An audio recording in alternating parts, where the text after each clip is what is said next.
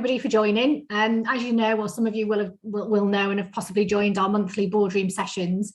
A few of them have been generic up to this year. And the last few were centered around staff shortages across the business, FDs, discussing ways to attract talent, keep good talent, and reduce attrition. And it became a bit of a popular theme. And so we're very, very lucky today to have Charlotte Dean, who's Managing Director of P3 People Management. And this is exactly what she does day in, day out with her clients. So she's going to give us some top tips today on how to attract great people, keep great people, and make sure you don't lose them. So I'll hand over to Charlotte. How we're going to structure it, she's going to do a sort of 15-20 minute intro, and then we do want to open it up for discussion. So please do ask questions, share insight. We figured the best way to do that would be through the chat box, and then I'll go through systematically and invite you to speak and raise your point, so we're not all talking over one another. So with that, I'll hand over to you, Charlotte. Thank you. Thanks, Chris. Good afternoon, everybody. Here comes the highlight of your day on this Wednesday, employee engagement. As Chris has announced, that as P3 People Management, we work with businesses on all things employment related. And at the moment, employee engagement seems to be the buzzwords, whereas 2 years ago, I think the buzzword was furlough. So I'm delighted to say that we moved on from that. In terms of what I'm going to cover, I'm not going to go into depth about employee engagement and all the stats. I'm going to take it as read that we all kind of know a little bit about employee engagement. The key thing here for me is to start a really good discussion around where our focus is with businesses at the moment, maybe sharing some ideas and suggestions that some of our clients have put into practice very successfully, and then allow sort of a free conversation and dialogue around what pain points have you got? What initiatives are you thinking about? No matter how crazy they are, let's sort of chat those through. When Chris first approached me about this topic, I was thinking, where do I start with employee engagement? And I was talking to a colleague at the time who, the air was a bit blue, but the summary of it was employee engagement. Well, these youngsters today, I want a high salary. I'm not starting work at 9. I'm not working in an office. I need a workspace that's good for my zen. I need chill out zones. I need unlimited holidays. I need to be able to give back to my community, because this all makes me a peak performer. And I thought, oh, right, okay. He was quite frustrated. And to be honest, joking aside, there is a huge difference between what, if we were to group it, what millennials are looking for and what the baby boomer generation are looking for. And of course, there's going to be a difference, because there's always what I call the decade principle. If you're talking about employee benefits, as well as employee engagement.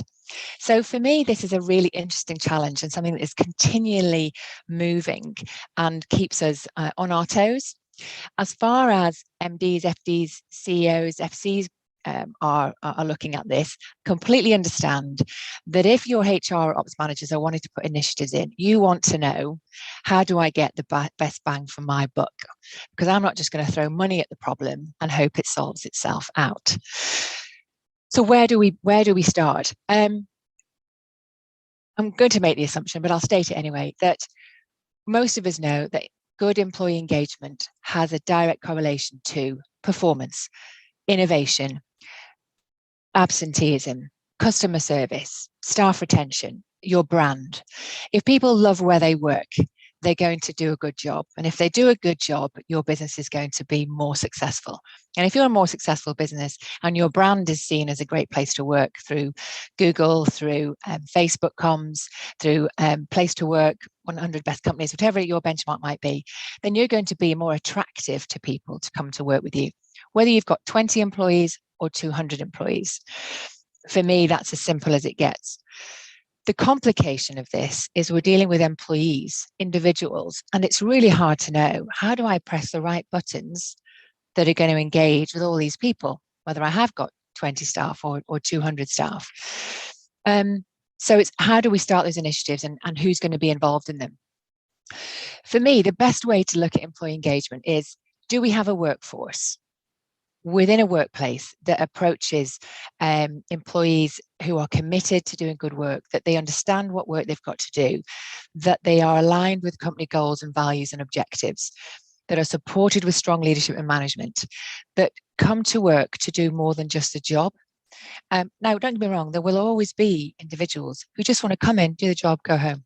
We work with a fantastic engineering business, really successful business. If we start talking employee engagement the way I am today, we're like, oh, it just works. And do you know what? His organization does. For the majority of them, they get exactly what they need. That's not always the case. And my argument will always be, think how much more successful you could be if you did a couple of different things.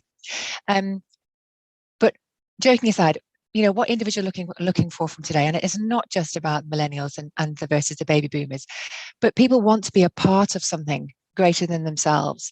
We come to work from a social network perspective. We come to work for career progression, for personal development.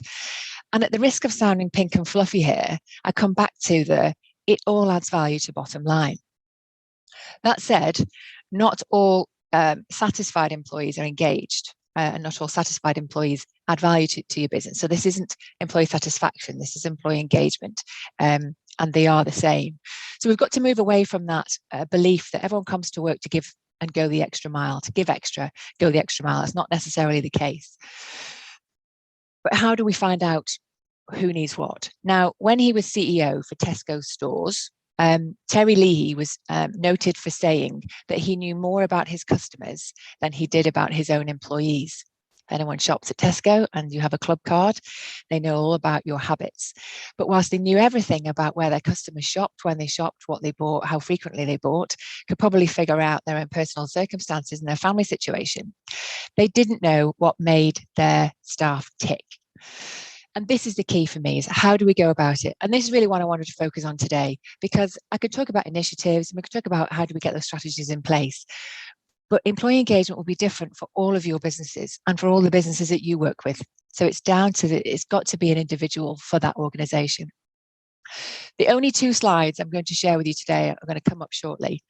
And I'm going to look at 2 very different ways of measuring engagement. I'm a great believer in data, love a good spreadsheet, and I believe what gets measured gets done. What gets measured can be improved, and what gets measured can be used to encourage and educate leaders and managers to bring about a change in behavior so that we can maximize the return on investment. So has anybody, well, you're all going to start nodding, I think, or thumbs up, but who's heard of the Gallup 12? Raise your hand, wave, or do whatever you want to do. Silly figures. Yeah. So a few of you heard of Gallup 12. Those who hadn't, it's a really simple Google. Let me just show my screen. So the Gallup 12 was a very simple tool introduced way back when. Make sure I can share, like the technical genius I am. My slideshow. Hopefully this is going to come up on the screen.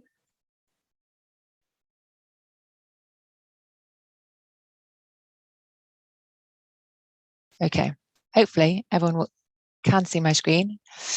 I can see Chris, I can see Cecile, so you're nodding. Great. Okay, so the principle of this is to find out what makes our people tick. So the Gallup 12 is, as it shows there, is 12 questions. Now it is copyright. So if you're going to use a Gallup 12, you need to technically sign up to Gallup and run this survey in your organizations. It is 12 simple questions, and it looks at, quite simply, what can I be doing to improve things in my business? Starting with, as an employee, I'd be answering the questions. Do I know what's expected of me at work? Now, of course, if my answer to that is no, this does not bode well for an engaged employee if I can't get that bit right. And so the questions progress through to, in the last year, have you had the opportunities to learn and grow? Now, this is a really simple, quick tool to capture what engagement is like in your organization. If you do it anonymously, I think you're missing an opportunity, because if you do it by named individual, you then got the opportunity to leverage a discussion with those individuals, which really brings employee engagement alive. What I would say about this is it's important to address the topics in the order of the questions. So, for example, if I gung-ho go in and say, right, does my supervisor or someone at work seem to care about you as a person? If the scores globally in your organization were really low on question 5, that is not the best place to start. Because if we haven't already addressed questions 1 to 4, we haven't laid the solid foundations. We're basically building our employee engagement on sand. So we need to start with question 1. So if our scores are low at question 1, address that, give clarity, give job profiles, discuss who's doing what in what departments, do they understand how they can do their job, and then build on that through to question 12. Hope that's all making sense. This is such a quick survey. We've got clients who use it on a quarterly basis, which is very frequent, or a biannual basis, which is more common. The key thing is to let employees know what the outcome was and what are you going to do about it. So it may be that you actually, a client talked to me last year about running this, or a Gallup-esque, which I'll talk about in a moment, and they were going to do 3 questions at a time. So they're just going to ask first 3 questions, get the feedback, take action, move on to the 4, 5, 6, take action, and so on and so forth, which I thought was an interesting way of doing it. I'm more of a holistic person, so I'd like to see where my trends are, because it gives me more of a holistic view as to employee engagement. But again, it's each to your own how you use the data. So this for me is a great way of identifying in the business what we're doing well, what we could be doing better. If you use it on an individual basis, so not anonymously, then Charlotte's given you her answers. And then if Chris is my line manager, she could sit with me and say, gosh, you don't know what's expected of you. Let me address that for you. Running through to, in the last year, I've had the opportunities to learn and grow. Well, I haven't, Chris, no. Right, well, let's talk about that. How can I address that? That's where you make employee engagement really come alive. Without that individual discussion, you are absolutely measuring engagement in your organization, but you're missing the opportunity to meet it at an individual level, in my view. But it's a great tool. The Gallup-esque that I put on the end there is, this is copyright, but in the dark dungeons of HR Online, there is a Gallup-esque format. So there's still the 12 questions. They're just formatted in a slightly different language to get around that copyright. But in essence, they do say the same thing. So that's a great starting point. The second one I want to show you is something that is a lot more individual. You can still get the company-wide report. You can still get the team report if you wanted to show it by department. But what this shows is individual motivations and drivers that are linked to engagement and retention factors. So this is called the Harrison Engagement and Employee Expectations. Now, this is one simple report, as you can see there, one pager, but it is supported by chapters on each of those 8 areas. And these are identified as key areas for employee and retention, employee engagement and retention. And in essence, what we're looking at here is, if we look at the development expectations, this individual is scoring what is important to them. So do they want development? Anything over a 6 is a strong response. So this individual here wants the development. So that's what the dark blue scores are showing you. Their expectations, what they're expecting from the organization. The light blue bars there, enthusiastic and self-improvement, these demonstrate whether they have the supporting behaviors that are needed to fulfill the expectation. So I want development, scoring an 8. Am I enthusiastic about my development and my goals? Have I got the self-improvement, that drive to actually bring about that development? So if I want development, it scores an 8, but my enthusiasm and self-improvement is way down at 4 and 5, where am I expecting that development to come from? Is that just going to be given to me if I'm not going to actually take responsibility? So again, it opens up the opportunity for individual discussion on each of those areas as to what does that mean for me? And the fulfillment scores you'll see there, where there's a green, it's a positive. The individual is getting what they need. Where there's an amber and a red, there is work to be done. So using again the development expectations. 6 is the score for wants advancement. So, not really driven by it, but yeah, it's okay. But it's not my goal of every morning. Do I want to challenge the behavior that drives that advancement? Yes. I'm more interested in being challenged than I am at advancing through the organization. And that for me is really key, because quite often people assume, if I want career progression, we'll put a succession plan in place for you. If I don't, then what? Doesn't mean that the person doesn't want to be challenged, doesn't want to be working on interesting and varied projects. So it's, for me, this takes it to another level and looks at the behaviours that drive those expectations in an individual. So those are the two, I'll stop sharing, the only two slides I wanted to share, and they'll be shared with you after today. But they're just two ways of looking at employee engagement. You could get your people in a room together, you can get teams in a room together and ask them the questions or ask them key questions. The important thing is here is to look at the questions you're asking. This is engagement, not satisfaction. So we're not necessarily looking at pay. That's a whole different issue. And it's helping us determine the strategies to put in place in our organizations. And for me, good leadership, good management is a difference that makes a difference. We've all heard the adage that people don't leave bad companies, they leave bad managers. And unfortunately, we see that all the time. Managers who are incapable of having the difficult conversations, they're called difficult conversations because they're not easy. But the results from having said difficult conversations can be huge. So for me, it's about that leadership and management buying into what does engagement mean for our organization? What are we prepared to invest in it?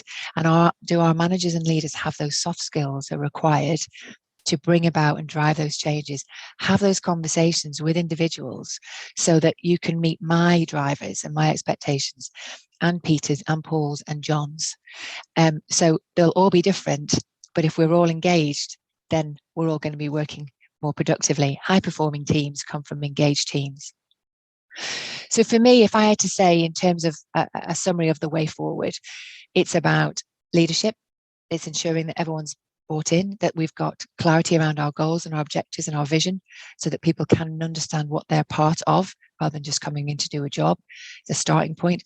That managers can offer clarity, appreciation, good communication to enable the individual conversations to happen and to seek out what drives them.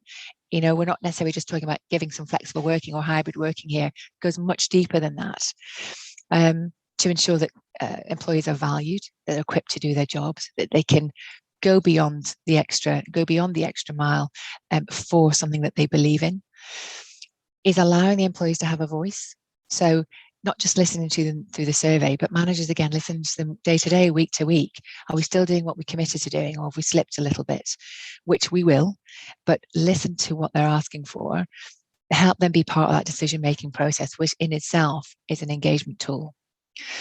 And finally, encouraging that belief in the organization through your culture, through your values, that there are behavioral norms that people are expected to adhere to, that supports trust and integrity and an environment that's full of openness and challenge. That is what people are looking for from their organizations today, from the surveys that are continually being done, from our experience, even with the SMEs that we're working with. And there's some really small differences you can make immediately, as well as more holistically looking at a much longer term plan to help drive those things forward. A couple of initiatives I'll leave you with. We do practice what we preach. So we recently went on a team walk for International Women's Day, and the rule was no work talk, which is very hard with my team to get them to shut up about work. And they had a great morning. I did not join them because I wanted them to do it as a team. Out they went, had coffee, did a walk, talked about the topic of the day. We've got clients who are doing brown bag lunches, where they draw a lot of names, and each month a group of people has lunch with the CEO.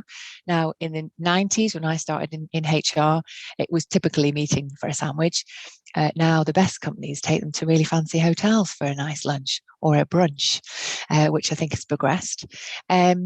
We've got clients that are doing corporate social responsibility activities. We've got some that are doing 3 peaks for various challenges, and they're doing it as a team. So not as a team to walk together is a work thing, but one individual's walking one mountain, another individual walking another, and they're collectively doing peaks as a team. One more I'll share with you. One-to-ones. This is another walking one, I have to say. It's all very fitness. I have a client who has fantastic one-to-one ethos, and they're done walking, whether it's round the town centre, whether it's through the woodland. They're not sitting at a desk, they're not in their office, they're not in a coffee shop. They walk and talk, and the feedback is brilliant. So there are some ideas to get us started on our discussion.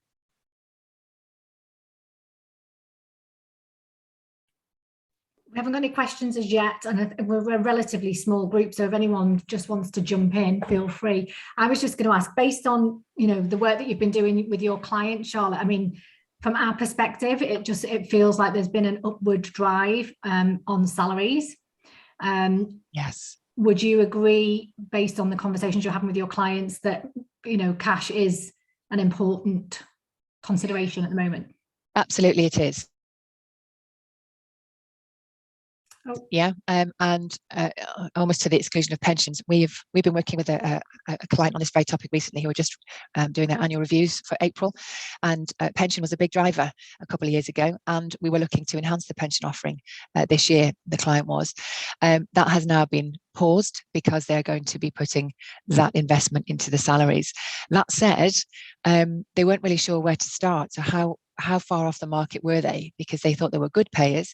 So they ran a benchmarking survey with the local competitors. They looked at specific competitors of theirs in the local area, as well as other businesses in their field, locally and nationwide. And actually it threw up quite a few red flags where certain departments were under market or just at market, whereas others were considerably more. And that was presenting a challenge to them, because bringing in new recruits who wanting to punch above the salary benchmark that was in place has really thrown them into this. How do we manage or sustain these above inflation pay rises? The pay is key. I think those businesses who aren't able to offer anything will get some pushback, but it's not the only thing. And again, it's looking at it holistically as, what else are you offering as a business? If your pay is below market rates, then yes, you will struggle, because it is an employee's market at the moment. People are moving, they're moving for more money, but they're not just moving for money, they're moving for, what else is that business offering? I was talking to some candidates a couple of days ago who were looking for a finance role, and two of them, when we said, have you got any questions for us? I was part of an interview panel. They both said separately, how did you communicate with your staff during the lockdown? Which was a great question. So it's interesting that businesses could well be reviewed on how they treated their businesses during the lockdown period, how they treated their staff, during lockdown. So they're looking for, we communicated, we supported, we encouraged, we managed furlough, we shared the load. So yeah, the cash is important. It absolutely is, because people's bills are going up, whether NI is going to go up, our fuel's gone up. That is key, but it's not the only driver. Okay, thank you. Malcolm, you said you had a question. Do you want to pose it? Yeah, thank you, Chris. I think you've sort of answered it, because what I was going to say, and you started this by saying things are changing. You know, I act for a lot of small SMEs, tech startups, working in quite trendy office spaces like WeWork, who do engage 5 to 10 employees. The reality is, at the moment, it's just a pay cycle. And I just wonder whether the techniques you've used, which have been honed over many years, are still as appropriate to today's environment, which is that ultimately, if you don't pay above almost the average at the moment, the average is moving so fast that the rest of the nice to haves almost seem to be forgotten. You know, and Justine, I think someone else has sort of put it on the chat, you know, the working from home issue. You know, those two things almost override all the other nice to have, because I've got a lot of nice tech companies that do engage with their staff, do all the right things, working environment. But ultimately, if someone comes along and offers them more money, the staff just jump. Yeah, I think it's as true now as it's always been, is people will move for more money, but that won't be their only driver. So they will be already, I would say, if not actively disengaged,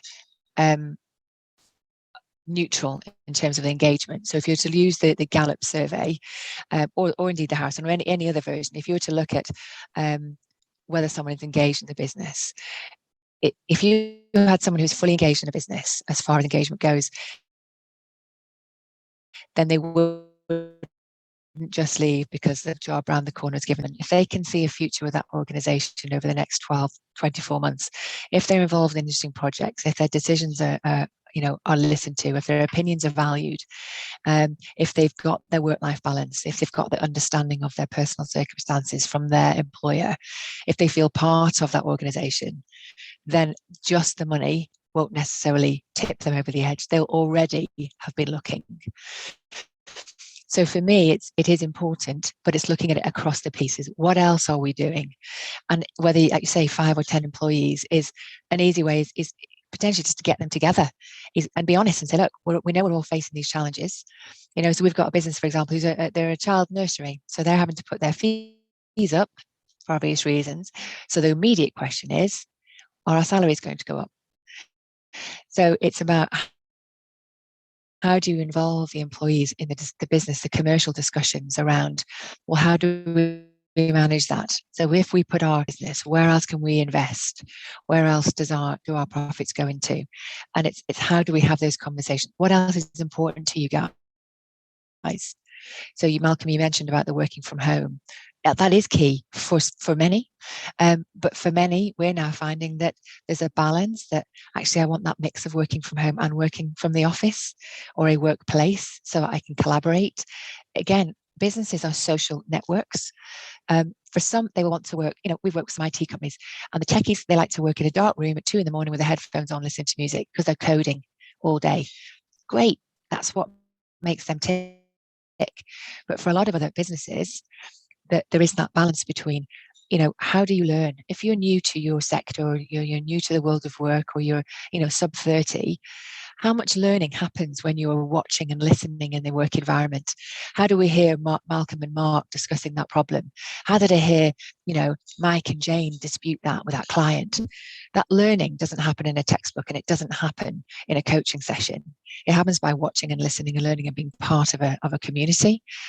But there is a huge benefit, obviously, to having that focus time at home, where if I've got no distractions, I can crack on through a key project. I can give a focus to something that really requires it. So I think there's a danger of us being caught up too much in the salary, because everyone's in the same boat and not everyone can up their salaries by 10%. So employees, there's a risk that you may lose some people. But for me, it's about having that conversation, identifying where your risks are and where are they in the marketplace. If you've got a buying manager or an IT manager who is sub-market rates, yeah, you're probably going to lose them. If they're looking online and it says their job's worth 35 and they're paid 30, how valued do you think they're going to feel? So it has to start with us. We have to look at our salaries and benchmark them against our competitors and against the market and start there. Are we already good payers? Because then that's what you can say. We pay above market rate already. And we're now looking at these other initiatives. Or what else can we do for you? If we couldn't increase your salary above this base level, what else can we be doing for you whilst we ride this storm of these next 12 months?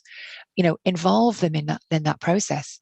Ask them what they could do, do they think, to generate more business, to improve performance, to enhance customer experience. So involve them in the commercial aspects rather than, here's some more money in your back pocket. Brilliant. Thank you. And then Philip had said, how has work from home changed things? Philip, I don't know whether that answered your question. Have you got anything you want to add?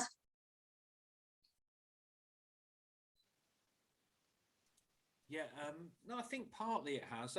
I sense that because people have been working at home, their engagement's probably reduced, and therefore earning more money is, it's easy to be more dispassionate about it and say, well, I could earn £5 more going there, and therefore I'll do that.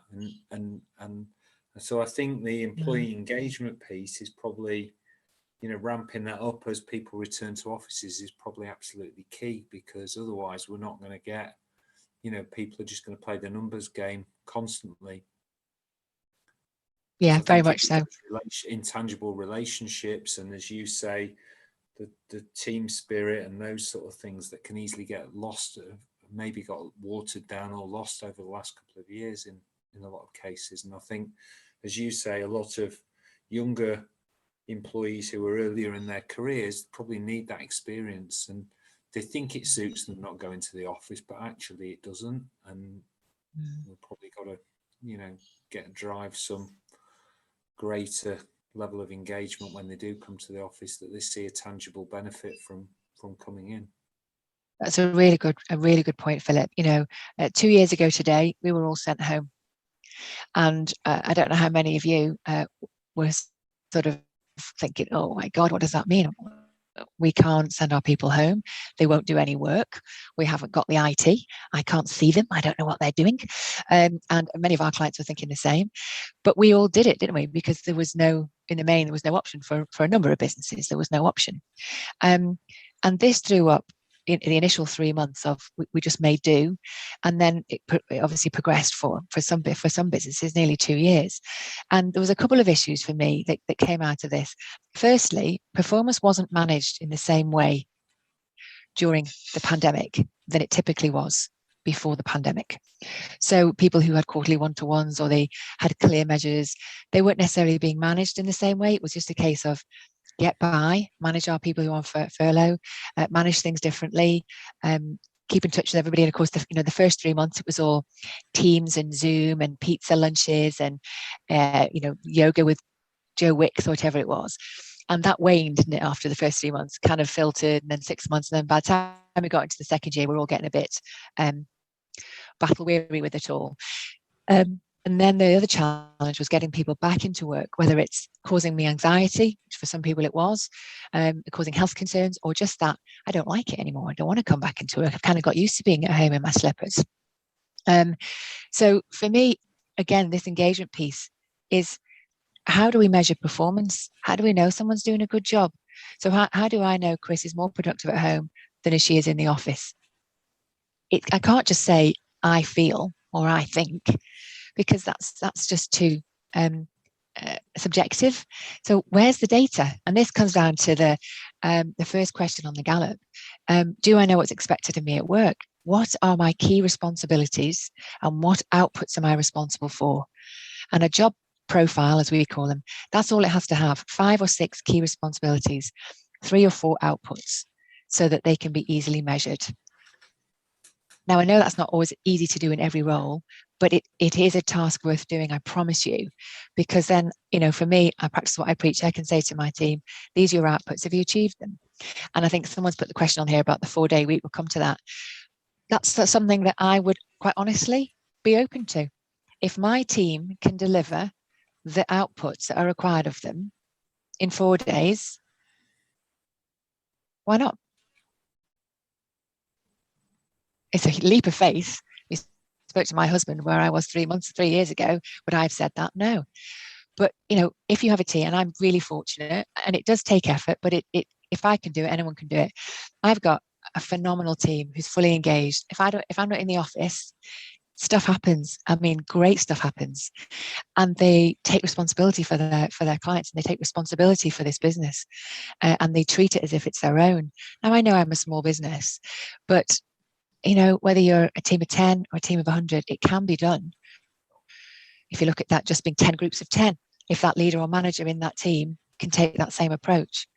But we have to be clear on outputs. Therefore, we can be measured. So we've got a challenge at the moment with an employee who's really struggling, got personal issues in terms of coming back into work, and family issues.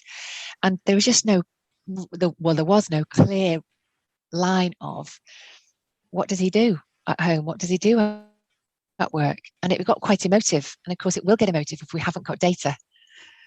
So that's key for me. Anyone who's in finance and HR, for me, finance and HR sit shoulder to shoulder, because it has to come from the data, decision making. Cool. Get a bit passionate about that. Sorry. Yeah, that's good answers, and good discussion. Thank you. DT, did you want to expand on that? Yep, when I mute myself. Yeah, it's quite just a question. Obviously, you mentioned 4 days, 5 days, various versions of that. So we had people who work part-time, so they worked 4 days a week, and we were fine with that. Then we had people who flexed their hours, so they did 5 days worth of work over 4 days and gave themselves the day free on the Friday or the Monday or whatever. But what was coming out of kind of lockdown and I guess on trend type practice was that some companies would say, we'll pay you for 5 days, but you only have to work 4. And that doesn't mean 4 very long days. That means 4 normal days, and we will give you 5. And I guess they were finding productivity was equal to 5 days, whether that works when they're working from home, so you don't take the commute out, all the other bits and bobs around from that. I'm just interested if that's just a one-off, or whether that's kind of, you're seeing it more and more in the wider world. I think the idea of asking people to do their work in 4 days but still get paid for the 5 is a huge leap. I think it would be great to see, but will it happen? I don't know. It'll be interesting to see the study that happens this summer. I think there are about 30 businesses signed up to trial this in the coming months. So it is definitely one to watch. Again, it comes down to output orientated and depending on your business, because some businesses need that continuity of service across the week. But again, do we have to be thinking a little bit more outside the box, to use that phrase? Just because we've always done 5 days, does it mean that we have to still do that? Now, obviously, that would solve your pay increase issue, because in essence, you're increasing people's hourly rate tremendously by them not working 20% but getting paid for it. And there is an argument as well, DT, that people's performance will increase if they're given that, because that extra day means so much to them that they've got to get the 5 days done in 4. Does that make them more productive? Do we have less chit chats? Do we have a less wasted time? Again, it will suit some people, a bit like hybrid working, but not everybody. Not everybody is made to work at home. Some people just don't have the capacity to work, whether it's unsupervised, unsupported, unconnected, in the same way as others are. But I think it's one to watch. I think the working week hours might be something else to look at rather than dropping an entire day. What about shifting from a 37.5-hour week to a 35-hour week and keeping your pay the same? Small incremental changes as a step towards might be a starting point. Okay, thanks. One thing that, because a friend of mine actually did a study on this for a think tank, and she said that a lot of, she was being flippant and used the term rich white guys, but she said that whilst there are people want a 4-day week, there's a lot of people that just want to earn more. So I do wonder whether the next step will be if people go onto a 4-day week, but then a lot of those people will just get another job and then get distracted by the second job. So they're trying to earn over a 5-day week. And then how do you manage this kind of distraction where they're trying to earn more in their spare time? Yeah, that's a really good point, Gideon, that this gig economy and individuals doing 2 or 3 jobs. I think that's key. I mean, for me, in your contracted employment, it should always state that if someone's going to take on additional employment, they need to have confirmed that with you as their employer. And that should be in your contracts or in the employer's contracts. And also then the ability to address that as an issue. So if somebody is working additional jobs and that's impacting on their performance for their main employer, then that's a matter that needs to be addressed with the individual from a performance perspective. But you are right. There are a number of individuals who are just seeking that high pay. To look at that Harrison chart, that's when we run it with the organizations, we can see who wants the high pay and who's got the drive and the motivation to actually do the work that delivers that, or who just wants high pay. And we'll move. I've experienced that myself. I've had employees in the past who want to progress and want advancement, but they want it now. And it comes back to, joking aside, I was talking to Christine before this session but I want it now. If you can't give it to me, I'll go find it elsewhere. Okay. And I can't offer you what you're looking for. I can give you that progression, but I can't create a team for you to manage because that role doesn't exist here. But you'll get the opportunity to work in even more interesting businesses with, more challenging cases, more opportunities for strategic HR. But ultimately, if someone's wanting the pound notes, they're going to go. And that doesn't fit with our culture and values. We pay above market rate, and we know that, and we're comfortable with that. But if people are just wanting another £10,000, then I absolutely wish you well. Now that's a brave step, I know, because you can lose good employees that way. But the counter of that is, if that's all they're gunning for, at what cost in terms of service or output or relationships with the team, it will tend to show. and certainly in our world, in the relationship that we have with our clients, that can't come second best to anyone's salary. Cool. Owen, you had a question. Do you want to expand? Yeah, sure. We during lockdown 1, we launched a mental health awareness program, Summer 20, because we became aware that quite a lot of people in our UK group, 200 people based on offices and sites all across the UK. We became aware that a lot of people were struggling with the lockdown and with their situation, whatever it was, struggling from working from home, not seeing their colleagues, especially those that were living by themselves or living in house shares. As a result of launching this mental health awareness program, we trained a few people as mental health first aiders, and then they started to release a bi-monthly circular. And we also trained managers as well to recognise the signs and the importance of talking to your employees, not just about work, but understanding what's going on in their personal life as well and how that can impact work. I just wondered, Charlotte, in your experience with your clients, whether you've seen what sort of impact you've seen when the profile of mental health awareness has been raised, up to board level, and there's a commitment from the board to their employees, whether you've seen a positive impact on employee engagement. Yeah, huge impact. And I'll just pick on one as an example. So we work with a property business, another property business, one in Manchester, an architects firm, who have top level commitment to well-being. They run they have a well-being team, a well-being committee, who run all manner of events that are driven by the committee and by the employees. They have they allocated a budget that granted from the CEO on an annual basis, and they choose as a committee, to do with what they will with that. That could simply be a team day out, or it could be I think in November last year they took half the company out to do a charitable task in the community, shall we just say, supporting education in the community, and that supported everyone. They paid for everybody's lunch, just took them out to commit to that. They've got a link with Able Futures. If you haven't connected with Able Futures, do Google them. They are supported by the Department of Education, and they're running, as far as I know, they're still running into next year, 2023. They provide phenomenal support for individuals in the workplace to help you have more able days than less able days, and that's supporting employees and employers. There is a huge impact, I think, on bottom line, because, as I say, people are looking for more than just the job. They're looking for, what else can I be doing? Who else is supporting me?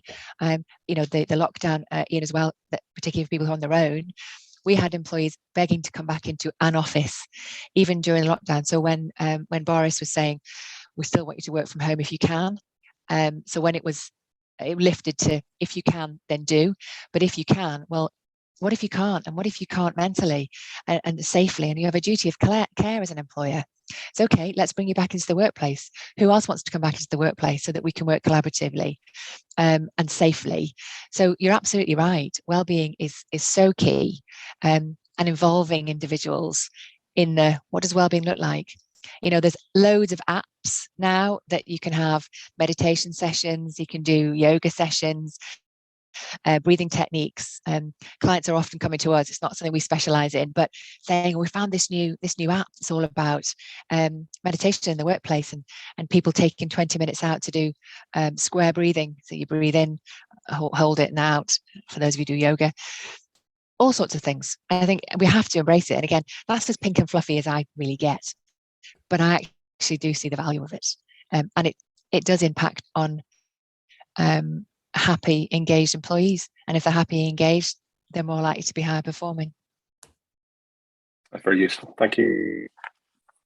It's interesting to see the stats of downtime and productivity as a result of people with mental health issues that, where they're not being supported. I'm sure it would be pretty high.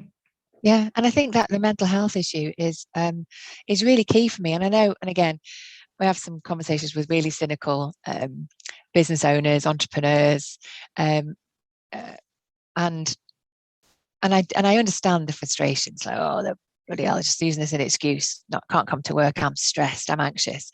But thinking about particularly the last 2 years, I challenge any of you on this call to tell me that you didn't struggle at some point in the last 24 months, because I did. I found myself at low ebbs, I'm done with listening to the 5 o'clock news. I'm done with talking about the C word. I'm done with talking about the F word. And they both have completely different meanings now than when I used to use that language. It's just, I was exhausted. And then I had other moments of real highs, real energy, and loving what I was doing, because I was making a difference to businesses who were struggling. And we help business owners through really challenging times. But I did this. I was an emotional roller coaster. I don't admitting it. Does that mean our mental health struggled? Yeah, it did. But to remember, mental health is a spectrum, and we're all on it. It just depends where you are on that spectrum on any given day or time or month. And we have to listen to the individuals. And if those that are milking it, should I say, okay, then let's talk to them about it. Something's driving that behavior. Yeah, definitely. Definitely food for thought. Thanks, Charlotte. Anybody else got any questions? Anything you'd like to add? You're getting close to, it's 10:02, so we can wrap up unless anyone has anything they want to add. Could I ask, has anyone got any really good initiatives they've implemented, or they've known of other companies that have tried that we haven't already talked about? Always interested to hear some good ideas. Hi, it's Phil. I mean, my previous employer did used to give the Friday afternoons off in the summer because it was a US company. They, where the US team don't get many holidays in the year. Yeah. So the Friday afternoons in the summer was a big thing. And I don't know whether it was really, I was never wholly convinced. As someone who didn't end up taking the Friday afternoons off, I mean, maybe you'd get to go and pick the kids up from school at 3 rather than leaving at 12. But there was always an expectation, from family that you'd be finished at 12 o'clock. And of course, that seldom happened. But I think there was something in there around giving people the option occasionally over the summer, or particularly in the school holidays when kids are off or whatever. It just felt, or it's a lovely sunny afternoon. It did feel good. As an employee. As an employer, it was always mixed. You have some people who, be washing the cup up at 5 to 12 on a Friday and be out of the door like a shot. And then you've got others who, you're telling them to go home at 4 o'clock, but then you're probably setting a bad example by not going yourself. So, yeah. Philip, can I just say we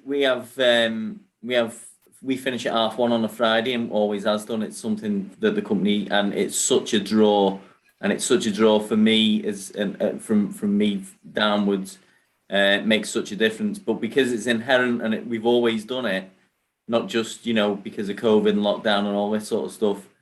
I'll go and play golf or do the school run or whatever, and because everyone does it, it's not like some people do it and some people don't. And it's such a draw when you're talking about what you can offer people. Say, oh yeah, we finish at 1:30 on a Friday. It's 37-hour week, so people have half an hour lunch and it's slightly longer day, Monday to Thursday.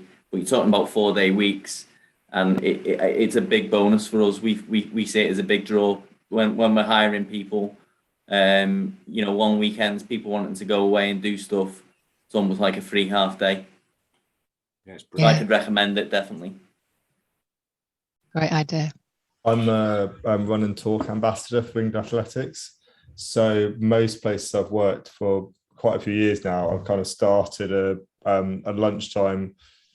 If there's someone quick that wants to run, I'll run with them. If there isn't, then I'll try and get kind of as many people in the office out for a walk. So I just think, like for me, getting outside during the day, because so many people work through lunch or sit there with a sandwich or whatever, but I think getting out for a bit during the day makes a massive difference. Yeah, completely agree. I often kick my team out, Gideon. We just go out and get some fresh air. Like today's absolutely glorious, and it breaks my heart to see someone sitting at a desk all day. not moving. Thank you for those. Brilliant. Well, I think it's been a really, really good session. Thank you, Charlotte. And it's such a topical discussion, isn't it, right now specifically? So I'm sure everybody's got some takeaways. And yeah, I just want to thank you for taking the time out to prepare and initiate the discussion. We've got those 2 slides, but if anyone wants any other hints or tips or apps or the Gallup-esque version, just let Chris know and I'll send through anything you want. I'm a great believer in just sharing knowledge and helping other businesses do what they do best. So anything you need, just holler. And I guess if anyone wants to have a further discussion with you about anything specific, if you just contact me, I'll be able to put you in contact with Charlotte. Yeah, as you can tell, I'm quite passionate about this topic, so I can go off on tangents. So delighted to have been invited. So thanks, Chris. Thanks, everybody. Thank you. Take care, guys. Thanks, Charlotte. Thank Thank you. you. Bye. Bye. Bye.